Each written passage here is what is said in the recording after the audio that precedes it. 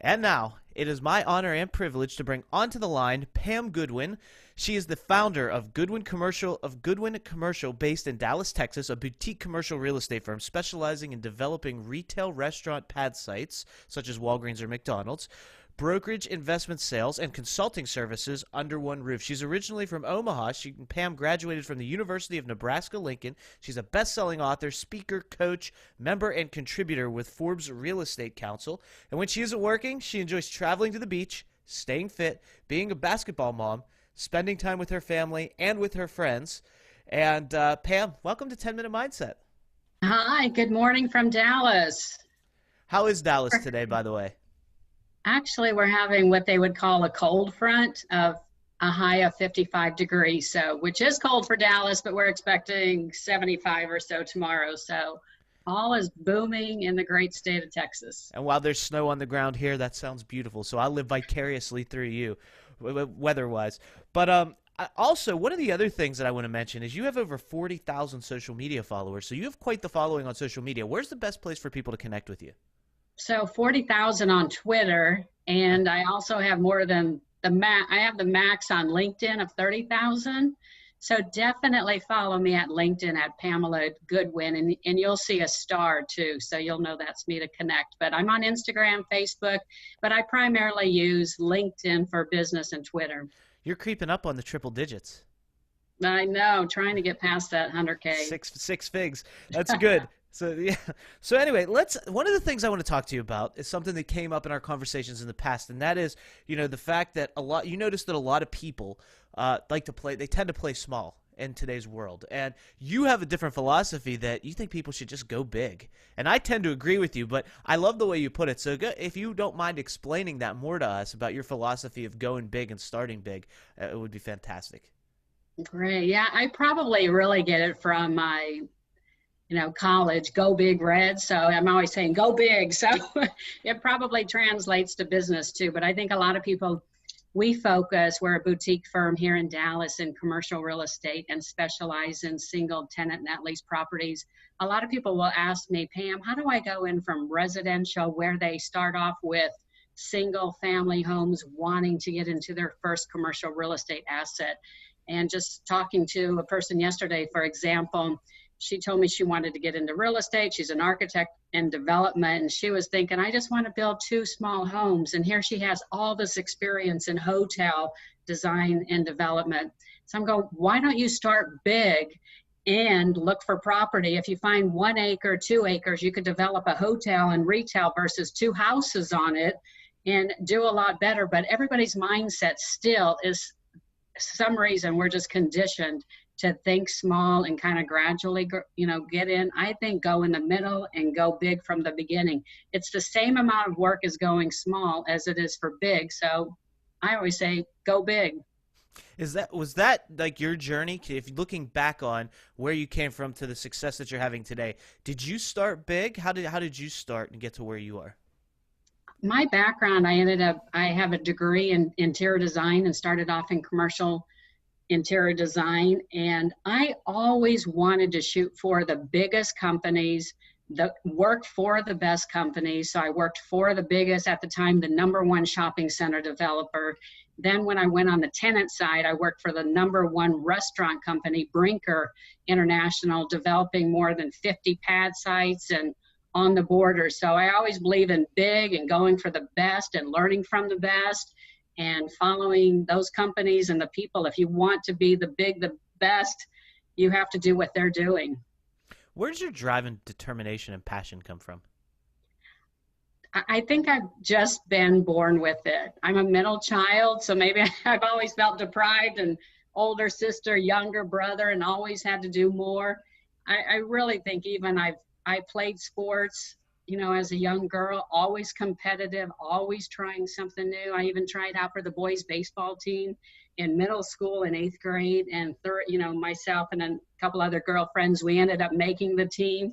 So I always have had a drive to challenge myself just to see if I can get it. And if you don't, challenge yourself every day, I just become bored pretty easily. So I always have to challenge myself. Looking back, say, 20, 30 years ago from where you sit now, did you ever imagine you would be here? Did you see yourself at this point back then, or is this something that just kind of organically happened over time as you continued to put in the work day in and day out? I think really organically has just kind of happened. I always believe in, going to the next level and always stepping it up. But I've always worked corporate America, and then 13 years ago went out to start my own business. And that was probably the best decision after all that experience of taking that chance. And every day, now today, there's not a Monday that I dread waking up. Every day kind of runs in, and I love the opportunity that being a business owner, what it, gives you the opportunity to do. Tell us a little bit about that transition from corporate to owning your own business, because there's so many people out there that are in corporate but want to make that jump but just haven't taken that action yet. What was your experience like, and what advice can you give to those people? So while I was working at Brinker here in Dallas, they're excellent company to work for, but I found out a lot of these landlords were making a significant amount of money in real estate once they had that 10-year lease. And the best thing that I did was I created a business plan of all the contacts I had and went to go interview some of these landlords that were doing Chili's deals to see if they would take me under their wing to learn the development process. And I put together a plan, and I ended up I partnered with someone who was developing quite a few Chili's, and we teamed up as business partner for 4 years, and he got me going in the business. The nice thing about it was he did give me a retainer that was the same as my salary at Brinker. So instead of going on zero commission, he helped me, because as we all know, if you have to constantly think about worrying about money or your paycheck, you can't be very creative. So he always taught me that. And then once we started building commissions, and our first development project was, more than a $9 million deal. So thinking big, we ended up doing a Walgreens, Chase, and McDonald's on 5 acres. That was our first project together. So I always recommend go find a business partner that is exactly where you want to be, and see if you can team up with them or shadow them or work with them or even an intern, whatever it takes. So now, Pam, today, you had that mentor back then. Are you now a mentor? Do you see yourself as a mentor today to other people who are trying to get into the area that you're in commercial real estate? Is that like what you pride yourself, one of the roles you pride yourself as having? I love giving back. So when being on LinkedIn, I'm on there every single day. And so when someone reaches out to me, especially someone younger, female, even male, but entering the real estate business, I will definitely take the time to meet with them, talk to them one-on-one, and give them my advice if I was your age, what I would do today. And then I also teach classes, but I really, really, really like to mentor people and give back and help them, learn the knowledge or what I would do a little bit differently to step it up. Sitting where you are today and the success that you're having, where do you see yourself 10 years from now? My number one goal really is to have a reality TV talk show and really show how there's so many on the residential flip shows, which are fantastic, but to be able to show what commercial real estate is. From a great example is I recently last year helped an 18-year-old business entrepreneur who did not want to go to college, third-degree black belt, opened up her first Taekwondo store.